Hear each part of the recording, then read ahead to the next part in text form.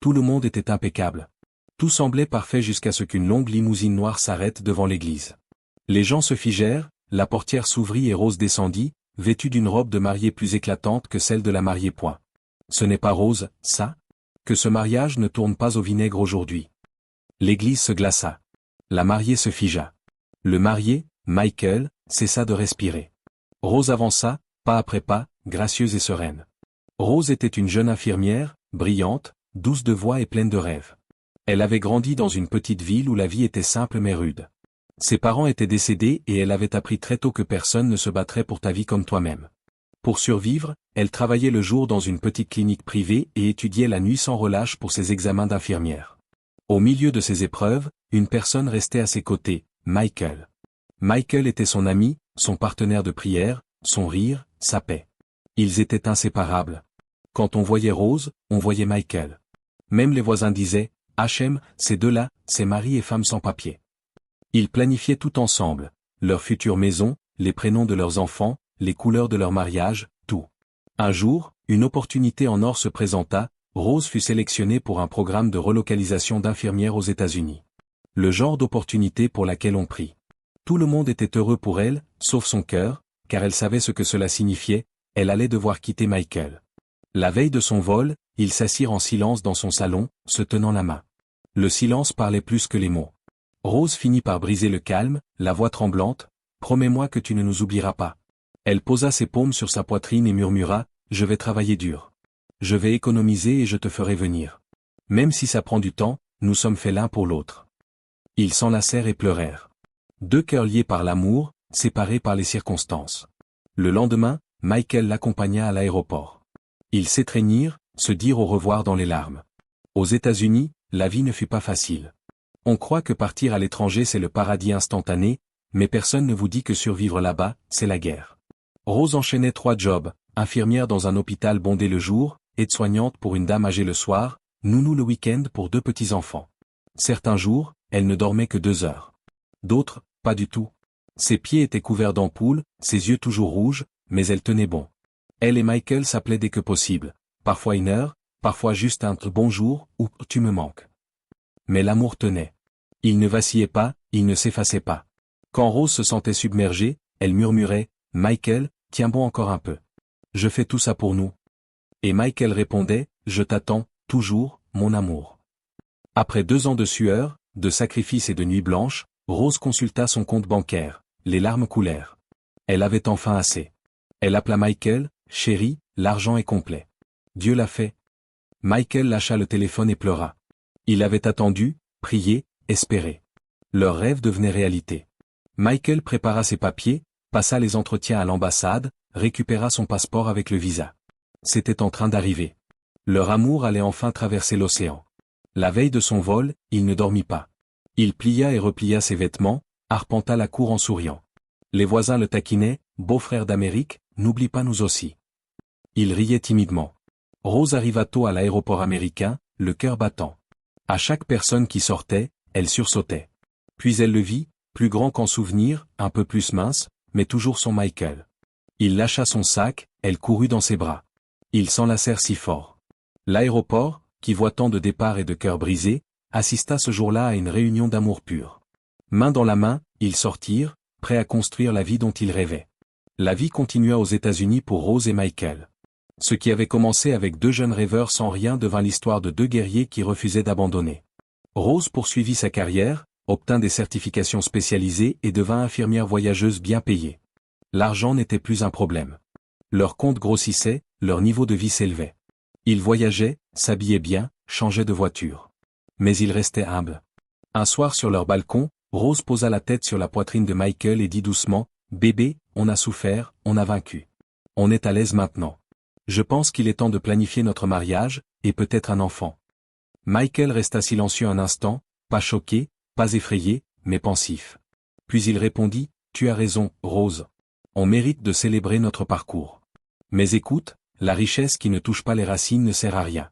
Si notre succès n'atteint pas notre pays, qu'avons-nous vraiment accompli? Allons d'abord établir quelque chose là-bas, un terrain, une maison qui porte notre nom. Ensuite, on rentrera se marier avec honneur. » Rose sourit et acquiesça. Elle admirait sa sagesse. Ensemble, ils achetèrent un grand terrain au Nigeria, dans une ville en pleine croissance. La construction démarra. La maison s'éleva magnifiquement, plus vite que prévu. L'argent rentrait, les bénédictions coulaient. Mais autre chose commença à couler aussi. Michael insistait pour retourner souvent au Nigeria. Au début, Rose comprenait, superviser les travaux, éviter les arnaques des entrepreneurs. Mais ça devint excessif point. Chérie, faut-il vraiment que tu y ailles encore? Demanda-t-elle doucement en pliant ses vêtements dans la valise. Michael se crispa, Rose, je te l'ai dit, on ne peut pas faire confiance aux maçons. Si je n'y vais pas, ils volent le matériel, retardent tout, gaspillent l'argent. Tu veux qu'on perde tout ce qu'on a sué pour? Rose ravala sa douleur. Pour la paix, elle le laissa partir. Le schéma se répéta, tous les 2-3 mois, il partait, pour des mois. Parfois, elle appelait, ça sonnait dans le vide. D'autres fois, elle entendait des rires, de la musique, des voix inconnues. Quand elle osait demander, « Michael, pourquoi tu ne décroches pas? Pourquoi tu as l'air distrait ?» Il s'énervait, « Rose, je fais ça pour nous. Tu veux que j'abandonne le chantier? Que les gens se moquent de nous au village, qu'on revienne d'Amérique les mains vides ?» Ces mots coupaient comme des lames. Rose saignait en silence. Un jour, à l'hôpital, au milieu des bips et des appels des patients, son téléphone vibra. C'était Peter, le meilleur ami de Michael. Son cœur s'emballa. Elle sortit dans le couloir, « Peter, tout va bien? Il est arrivé quelque chose à Michael ?» Peter inspira profondément, « Calme-toi, Rose. Il va bien. Mais... » Sa voix tremblait. « Je t'appelle juste pour prendre de tes nouvelles. Tu as tellement fait pour Michael, plus que trop. » Rose fronça les sourcils, « Peter, qu'est-ce que tu veux dire?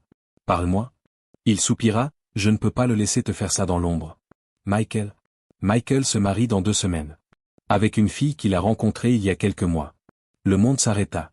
Le téléphone glissa de sa main et s'écrasa par terre. Rose se figea, le dos contre le mur, descendant lentement jusqu'au sol. Les voix autour devinrent des échos lointains. Elle ramassa le téléphone, tremblante. Peter pleurait presque, « Je suis désolé, Rose. Vraiment désolé.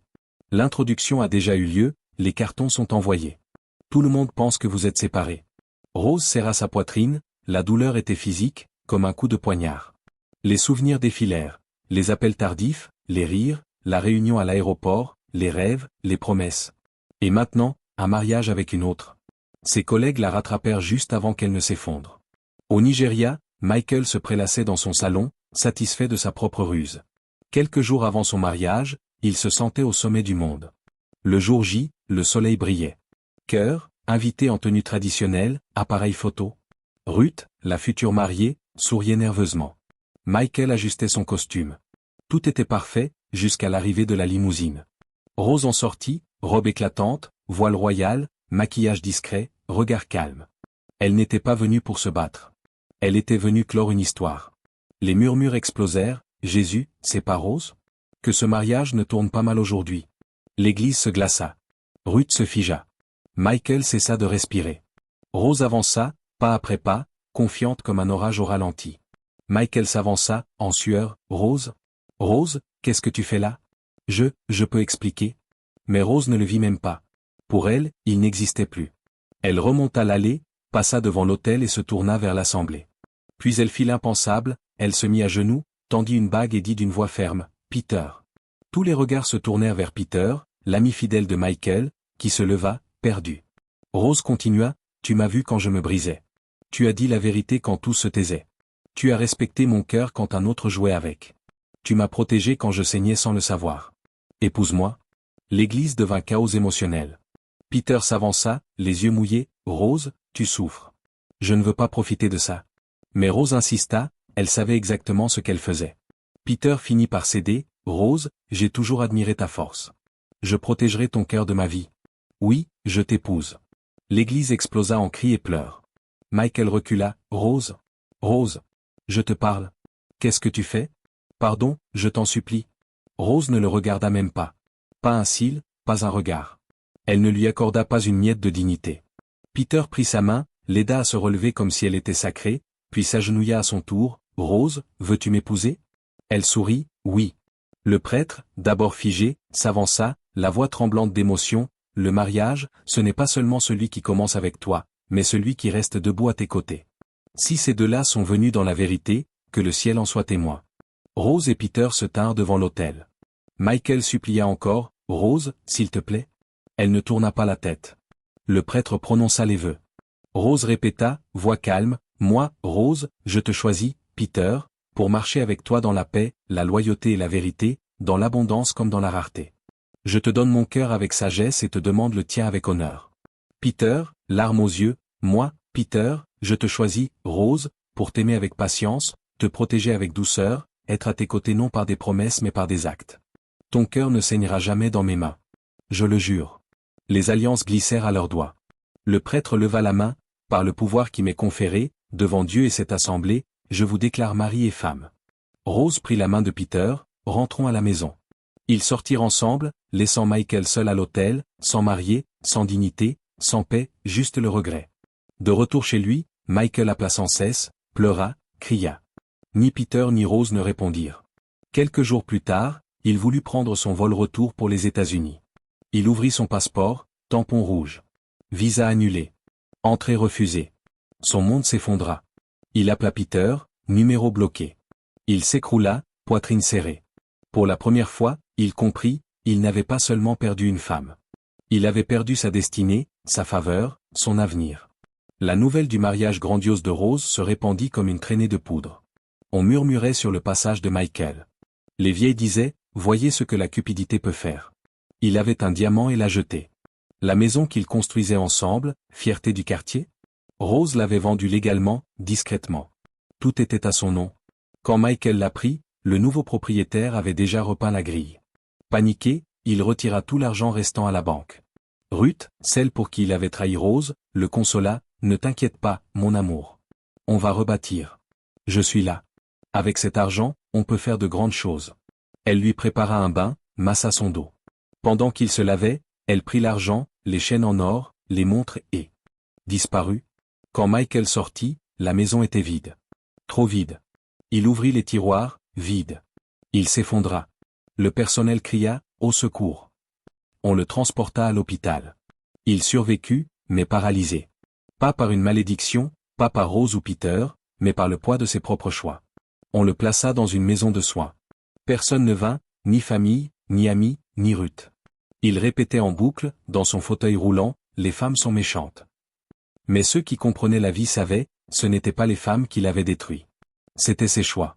Aux États-Unis, la vie de Rose prit une nouvelle forme, calme, stable, paisible. Peter se révéla être un homme tranquille, qui ne parlait pas beaucoup mais agissait avec force. Il l'aima doucement, avec constance, présence et paix. Rose, elle, n'aimait plus bruyamment. Son amour avait mûri. Elle aimait avec sagesse. Parfois, la nuit, Peter la regardait dormir et pensait, si cette femme a pu faire ça à Michael qu'elle aimait tant, alors je dois être très prudent. Ce n'était pas de la peur. C'était du respect. Le genre qui vient quand on voit quelqu'un survivre à ce qui aurait dû le détruire. Leur maison était belle, non pas par la richesse, même s'ils étaient à l'aise, mais par la paix, la confiance, le respect. Ils cuisinaient ensemble, priaient ensemble, grandissaient ensemble.